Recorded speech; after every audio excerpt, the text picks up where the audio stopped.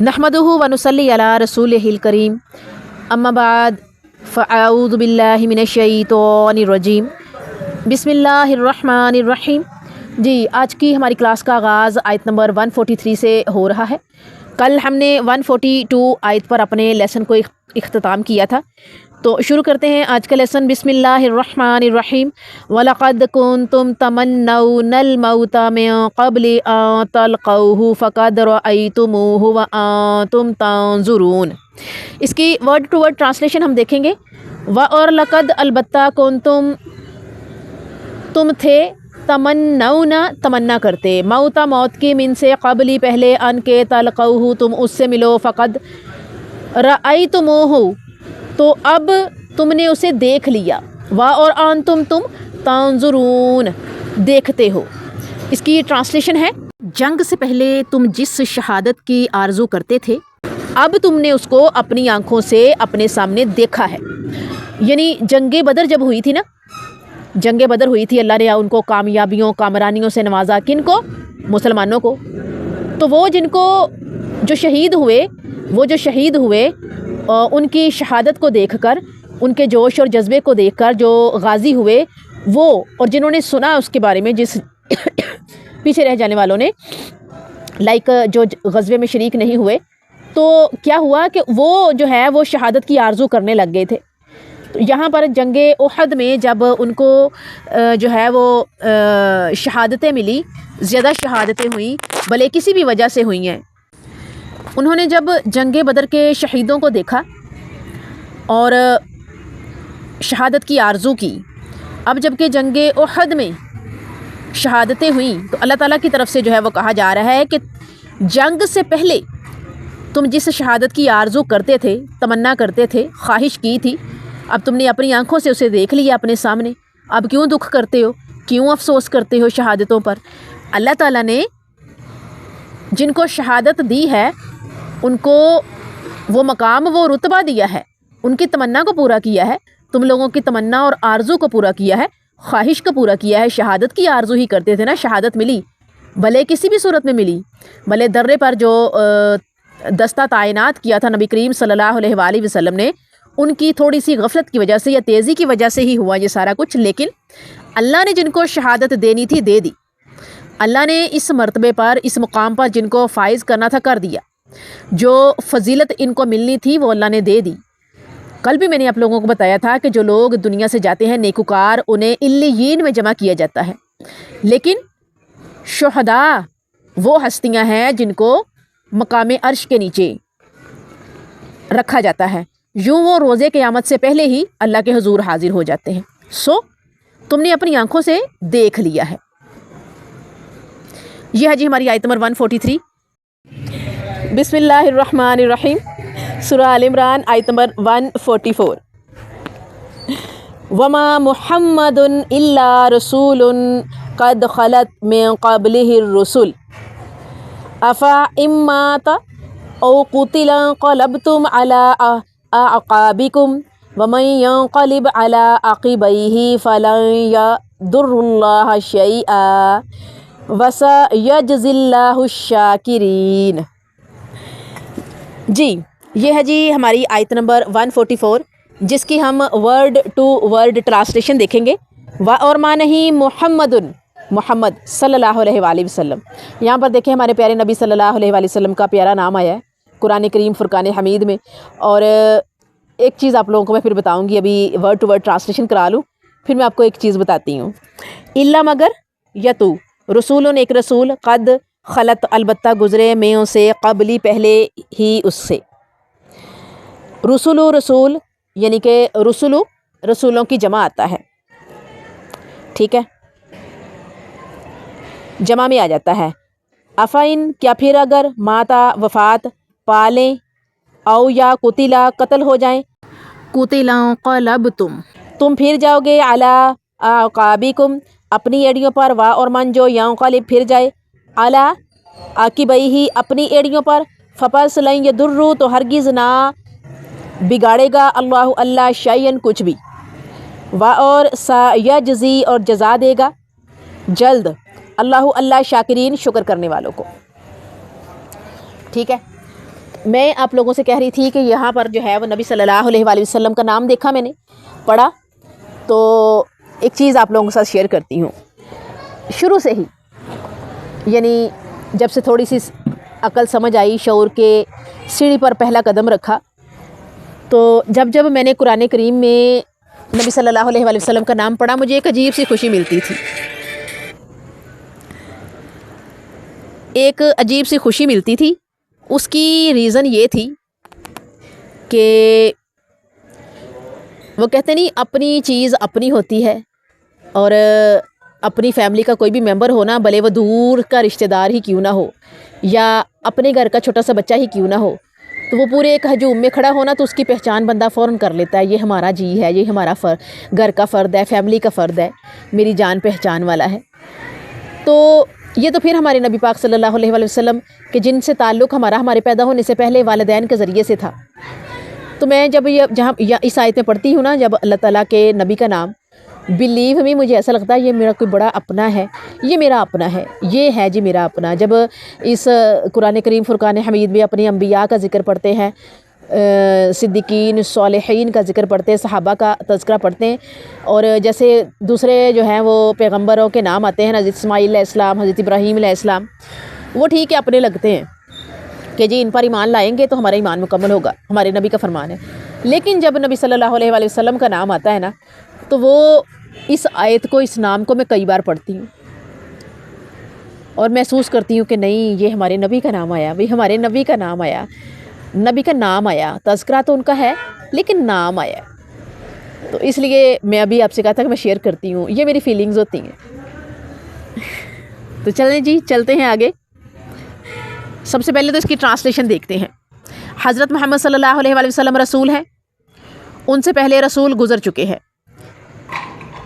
کیا ان کو موت آ جائے یا یہ شہید ہو جائیں تو تم اپنی ایڑیوں کے بل پھر جاؤ گے؟ اور جو کوئی اپنی ایڑیوں پر پھر جائے تو اللہ تعالیٰ کا ہرگز کچھ نہیں بگاڑے گا، ان قریب اللہ تعالیٰ شکر گزاروں کو بدلہ دے گا۔ سب سے پہلے ہم کنیکشن دیکھیں گے اس آیت کا۔ احد میں نبی صلی اللہ علیہ وآلہ وسلم کی شہادت کی خبر کی وجہ سے بعض صحابہ بد دل ہوئے، جس کی حوصلہ شکنی کرتے ہوئے فرمایا گیا کہ شخصیات تو آنی جانی ہے، اصل مشن تو ان کی دعوت ہے جسے جاری رہنا اور رکھنا چاہیے۔ جنگی تاریخ اس پر گواہ ہے کہ میدان جنگ میں جو ہی فوج کا سپہ سالار زخمی ہو کر گرا، اس کے گرنے کے ساتھ ہی بڑے بڑے بہادروں اور جنگجوؤں کے قدم اکھڑ گئے۔ سپہ سالار کا گرنا اور مرنا تو بڑی بات ہے، فوج کا پرچم سرنگوں ہو جائے تو لڑنے والوں کے حوصلے پست ہو جایا کرتے ہیں۔ غزوہ احد میں اسلامی پرچم، جو اسلامی فوج کا پرچم ہی سرنگوں نہیں ہوا بلکہ جلیل القدر صحابہ شہید ہوئے، اور رسول کریم صلی اللہ علیہ وآلہ وسلم کے بارے میں یہ آواز اٹھی کہ آپ کو شہید کر دیا گیا۔ ایسے موقع پر صحابہ کرام رضی اللہ تعالیٰ عنہ کے قدم اکھڑنا کوئی غیر معمولی بات نہیں تھی۔ آپ صلی اللہ علیہ وآلہ وسلم جرنیل ہی نہیں بلکہ جرنیل اعظم تھے۔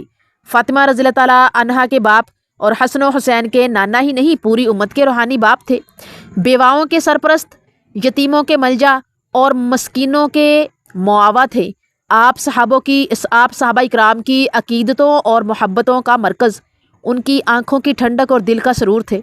اگر صحابہ اس خبر پر دل برداشتہ اور غمزدہ نہ ہوتے تو اس سے بڑھ کر دنیا میں کس کے لیے پریشان ہوا جاتا۔ لیکن اللہ تعالیٰ کے راستے میں جہاد آپ کی زندگی کا مقصود تھا۔ اگر آپ کے بعد اسلام کا پرچم سرنگوں ہو جائے تو نہ صرف آپ کی محنت دنیا میں ضائع ہو جاتی بلکہ اتنی بڑی جماعت بنانے کا مقصد ہی فوت ہو جاتا ہے۔ اس طرح ایک نہیں، دو ناقابل تلافی نقصان ہوتے۔ لہٰذا اس خطاب کا آغاز ہی یہاں سے کیا گیا کہ محمد صلی اللہ علیہ وسلم خدا نہیں، اللہ کا رسول ہے۔ اللہ تو ہمیشہ سے ہے اور ہمیشہ رہے گا۔ محمد صلی اللہ علیہ وآلہ وسلم تو انسان ہے اور ہر ذی روح نے اس دنیا سے کوچ کرنا ہے۔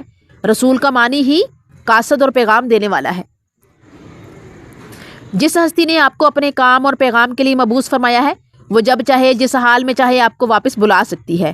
آپ سے پہلے رسول گزر چکے جن میں کچھ طبعی موت فوت ہوئے اور کچھ شہادت کے منصب پر فائز ہوئے۔ کیا آپ کو طبعی موت یا شہادت نصیب ہو جائے تو تم اسلام اور جہاد سے منہ موڑ جاؤ گے۔ یاد رکھو جو بھی اپنی ایڑیوں کے بل پھر جائے گا وہ اللہ تعالیٰ کو ذرہ برابر بھی نقصان نہیں پہنچا سکتا۔ اس خطاب کا مقصد یہ ہے کہ شخصیات کتنی ہی گراں قدر اور اہم کیوں نہ ہو، اصل تو ان کا مشن ہوا کرتا ہے۔ ذمہ دار اور زندہ قومیں اپنے قائد کے صحیح نظریات، اس کا مشن اور ان کے صحت مند کارناموں کو ہمیشہ آگے بڑھاتی ہیں۔ تم میں جو دنیا کے لیے کوشش کرے گا اسے دنیا مل جائے گی، اور جو آخرت کے لیے کوشاں ہوگا اسے آخرت میں جزا ملے گی۔ اسی فلسفہ کی ترجمانی کرتے ہوئے ٹھیک 7.5 سال بعد آپ کی وفات کے وقت حضرت ابوبکر صدیق رضی اللہ تعالیٰ عنہ نے یہ ارشاد فرمایا تھا۔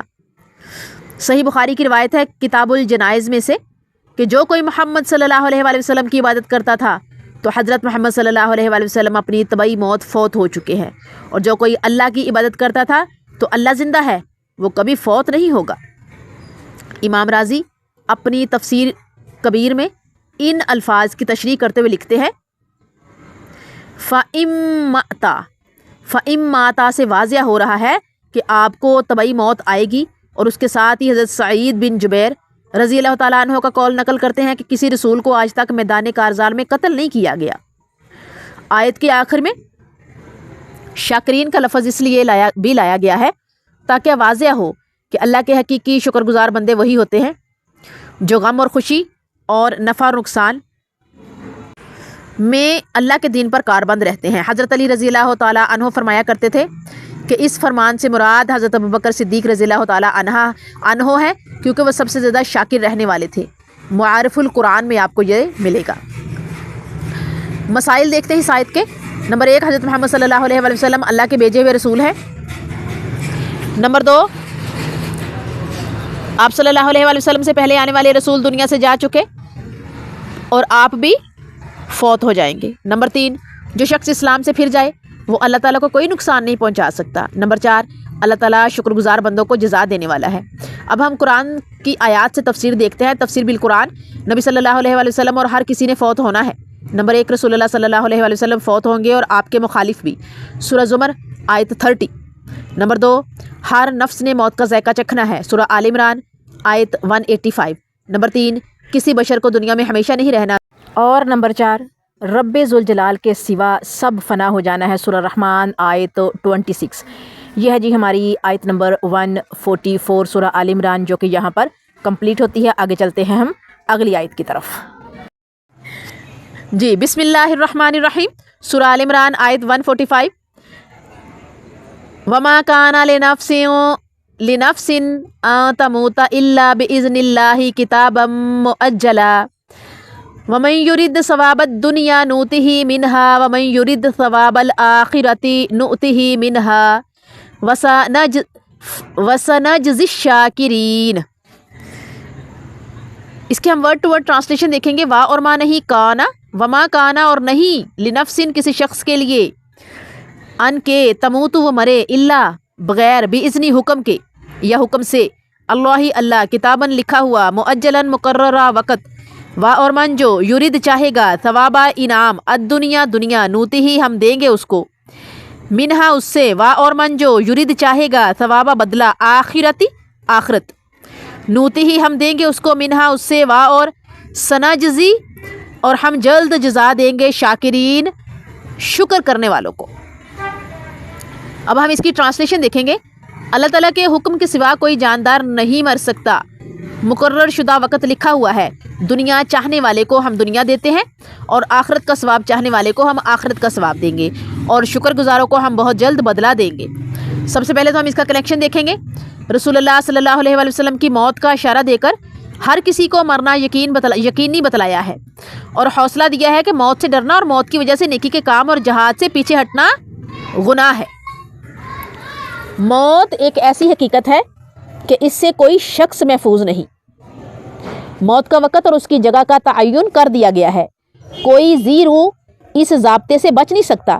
جب موت یقینی، اس کا وقت مقرر اور اس کی جگہ متعین کر دی گئی ہے تو اس سے ڈرنے کا کیا مطلب، کیا تک بنتی ہے؟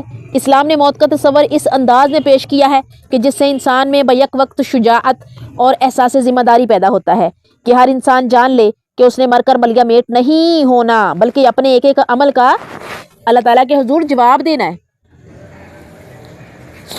بلکہ جواب دہ ہونا ہے۔ موت پر یقین محکم ہو تو آدمی گھمسان کے رن میں اتر کر بھی خوف زدہ نہیں ہوتا، کیونکہ اسے یقین ہوتا ہے کہ اس کی موت کا دن اور جگہ متعین ہے۔ اس جذبہ کے پیش نظر مجاہد تلوار کی دھار، نیزے کی نوک کے سامنے اور توپ کے برستے ہوئے گولوں میں مسکرایا کرتا ہے۔ وہ موت کو سامنے آتے ہوئے دیکھ کر کترانے کے بجائے اس سے نبرد آزما ہونے کی کوشش کرتا ہے، کیونکہ اسے یقین کامل ہے کہ موت ہر وقت اور ہر جگہ نہیں آ سکتی۔ اسی سلسلہ میں صحیح مسلم کی ایک روایت آپ کے سامنے رکھتی ہوں میں، کہ حضرت ابو ہریرہ رضی اللہ تعالیٰ عنہ نبی صلی اللہ علیہ وسلم سے بیان کرتے ہیں، آپ نے فرمایا سب لوگوں نے بہتر زندگی اس آدمی کی ہے، آپ نے فرمایا سب لوگوں سے بہتر زندگی اس آدمی کی ہے جو جہاد میں اپنے گھوڑے کی بھاگ تھامے ہوئے اس کی پیٹھ پر اڑتا پھرتا ہے۔ جب بھی کوئی شور یا ہنگامہ سنتا ہے تو وہ اس پر اڑتا ہوا پہنچتا ہے، موت اور قتل کی جگہوں کو تلاش کرتا ہے۔ یا وہ آدمی سب سے بہتر زندگی والا ہے جو پہاڑ کی چوٹیوں میں کسی چوٹی یا وادیوں میں سے کسی وادی میں اپنی بکریوں کے ساتھ رہتا ہے، وہاں نماز پڑھتا، زکوٰۃ ادا کرتا اور مرتے دم تک اپنے رب کی عبادت کرتا رہتا ہے، وہ لوگوں میں بہترین آدمی ہے۔ حضرت انس رضی اللہ تعالیٰ عنہ فرماتے ہیں کہ ان کا چچا غزوہ بدر میں حاضر نہیں تھا۔ اس نے کہا کہ میں نبی صلی اللہ علیہ وآلہ وسلم کی پہلی جنگ میں غیر حاضر تھا۔ اگر اللہ تعالیٰ نے نبی صلی اللہ علیہ وآلہ وسلم کے ساتھ کسی جنگ میں شرکت کا موقع دیا تو اللہ تعالیٰ دیکھے گا کہ میں کیسی بہادری کے ساتھ لڑتا ہوں۔ غزوہ احد کے موقع پر جب مسلمانوں کی جماعت میں افراتفری پھیلی تو انہوں نے کہا، اے اللہ، میں تیری بارگاہ میں اس معاملے میں معذرت کرتا ہوں جو مسلمانوں نے کیا، اور میں مشرکین کے مسلمانوں پر غلبہ پانے سے تیرے حضور برات کا اظہار کرتا ہوں۔ پھر اپنی تلوار لے کر آگے بڑھے تو سعد بن معاذ کو ملے، کہنے لگے، اے سعد کہاں جا رہے ہو؟ میں تو احد کی دوسری طرف جنت کی خوشبو پا رہا ہوں۔ پھر وہ آگے بڑھے اور شہید ہو گئے، پہچانے نہ گئے، یہاں تک کہ میں نے ان کی انگلیوں کے پوروں سے ان کی لاش کو پہچانا۔